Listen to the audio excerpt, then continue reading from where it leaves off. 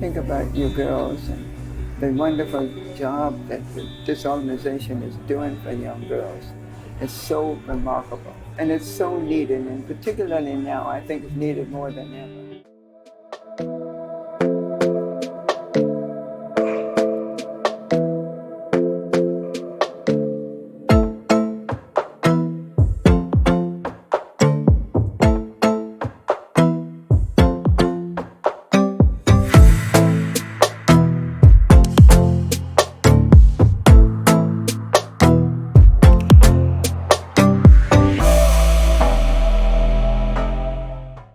Hi, I'm Zamaya Givons. I am a junior at Bard High School and I'm a 3-year Crittenton girl. Today, I'm honored to interview the founder of one of DC's greatest treasures.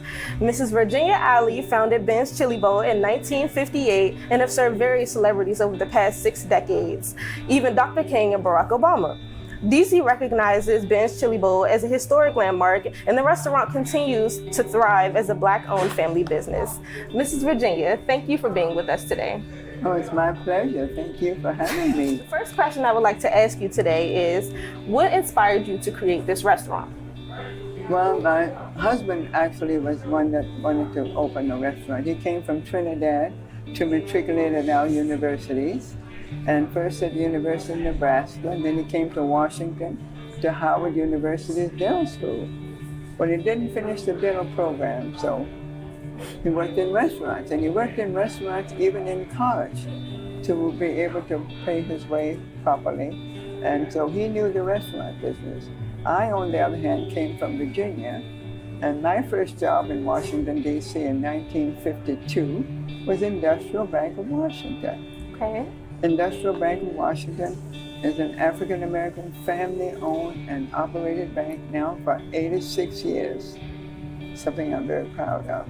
So when my husband was coming to the bank to do the local banking for his little place that he was working in, and he saw me, and we saw each other, and I served him one day, and then he came back a second day, and then he came back on a third day.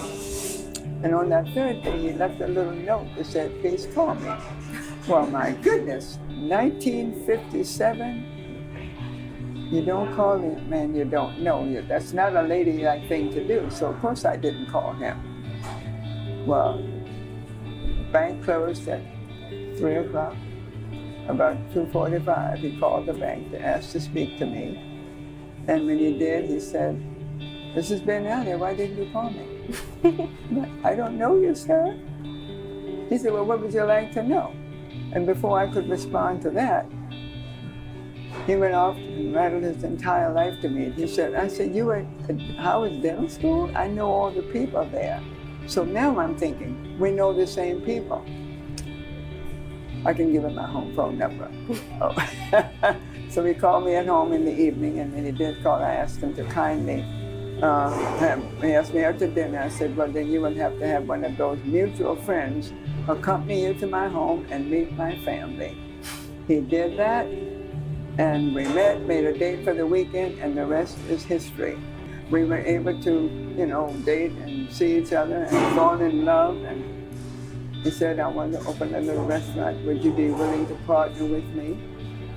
Well, I discovered when I worked at the bank that I loved interacting with different people every day. I thought I would be a teacher, but interacting with different people was really just fascinating for me. So a restaurant would be perfect. So now we got to decide where we're going to open this little restaurant. Now, Washington, D.C. had this beautiful, beautiful, self-supported, proud, classic Black community back in those days, right here. Okay, so now, if we could find a place on what we call Black Broadway, it used to be was known as Black Broadway. If we could find a place anywhere near Black Broadway to open a little restaurant, it would be perfect. Well, we looked, and then we met the person that was operating this building. And he said, "Let's come back tomorrow and talk about it." Well, we did. We came back, we were able to lease this property, which was being operated as a pool hall at the time. But it was an old silent movie theater. See that picture there? Yeah. Yeah, that's it. And we were able to get this going, you know. And because I worked at the bank, I knew the community. I knew which architect to call, which contractor, the plumber, the electrician, and the cabinet maker. Were neighborhood businesses, African American owned businesses within 2 or 3 blocks of here. Okay. That made it very simple, and we were able to open the restaurant on August 22nd, 1958. He had this very special chili recipe, and he thought we'd make everything great, and there we are. Yes, that sounds like an amazing beginning and love story. Yeah, it was definitely both. What is the secret that keeps Ben thriving? First of all, the chili dogs are pretty good, right? Yes, it is. And the chili cheeseburgers, and of course now we got to keep up with the times. So we got the veggie dogs and the veggie burgers and the veggie chili and all that stuff now. But the big thing for me is to have a very delicious product, number one. Number two, we knew when we opened this business, we wanted to be a part of the community. We knew we wanted to be a part of the community. So we made every effort to get to know the people that lived and worked here. And that was very, very meaningful. So we made this place a warm, welcoming place. We wanted it to be a happy place. We had a big jukeboxes going with the good music that made you feel happy. And we told our staff members that we want to treat our guests like they're coming to our home. And so we made these wonderful friends, and I think that has kept us here. And the big secret is that people have to realize all you have to do is treat all people the way you'd like to be treated. Okay. That's all it takes. Yeah. And that is an amazing life lesson as well. Yeah. My third question is, what were your biggest challenges in creating this business? Well, first of all, finance, you know, but we did have the Black Bank down the street that was able to help us with that. The meat companies or the paper companies, all those places, we developed good relationships with them, and I had my history of working at the bank for a long time. So we were able to get enough credit from some of them to open the store. Now, we were very concerned about it, and I said to my husband, do you think I should leave my job? At least there's a paycheck coming in, right? So he said, of course, yes, we'll be fine. He said, if we have to get rid of the car, get rid of the apartment, bring in a shower and a bed, we'll live in the back. Well, we didn't have to do that, but we were willing to make that kind of sacrifice to make this work. It's lovely.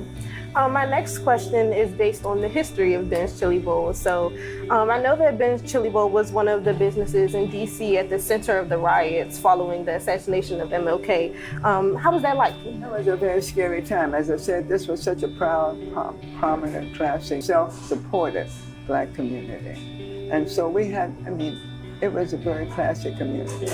For example, if we walked from here to the Howard Theater and we heard 2 guys on the corner using profanity, we could call the police. Women didn't wear pants, jeans were worn by farmers, tennis shoes were worn on the tennis court, and the high school gym. It was a very classy community, and we looked out for each other. I could correct your children. You would come and thank me. Today you tell me to mind my own business. So it's a little different back then. But the challenges were enormous, and during that time, and someone just rushes into the door on April 4th, 1968, Dr. King has been shot. We don't believe that. This couldn't be. Our wonderful, peaceful, loving, non-violent leader, no one would do that. Well, of course, another person came in and another, and then found a transistor radio, and around a little after 7, he had expired. People were sobbing openly, crying, really just upset and sad. And then frustration set in, and then anger. And an uprising began that lasted 3-4 nights. A curfew was put in place. Ben's Chili Bowl was the only place that was asked to remain open during that curfew. And our hours at that time was until 3 o'clock in the morning. It was very scary, but we did what we had to do. And I love that y'all made such a comforting environment for all of the people that were in distress after the murder. Yes. My next question was, how does having a successful business impact your family? We had 3 sons, My husband and I had 3 sons. We got married in 58. The first one was born in 1960. So I have a 62-year-old, a 60-year-old, and a 52-year-old. Okay. So we had 3 sons. And back in those days, it was very simple to get help. You know, there was a little employment agency, government-operated employment service right down the street. So you could call and say, I need a babysitter with lighthouse work, or I need a counter person for the chili bowl. That was meaningful and helpful. But as the children grew, of course, you know, I had to stay home with my babies for a little while. Mm-hmm. I definitely had to do that. But as they grew, we began to bring them into the business. By the time they were big enough to wipe off a table. That creates great morale. We brought them here, and we sent them off to prominent, big colleges and universities, and one is a lawyer. But to our surprise, all 3 now work for Ben's Chili Bowl, and they've opened up other places. And 2 of my daughter-in-laws are here as well, so I'm very, very blessed. And I know that created such a connection between you all. Yeah. What advice would you give to someone my age, or people also looking into creating businesses of their own? Well, the first thing you got to do is kind of know what your interest is, what you're good at, what you enjoy doing. And once you find what you enjoy doing, then you prepare yourself. You continue to prepare yourself for whatever that field is, whether it's a restaurant business or the chef, or whether it's the internet or nursing, whatever it is, but you have to prepare yourself.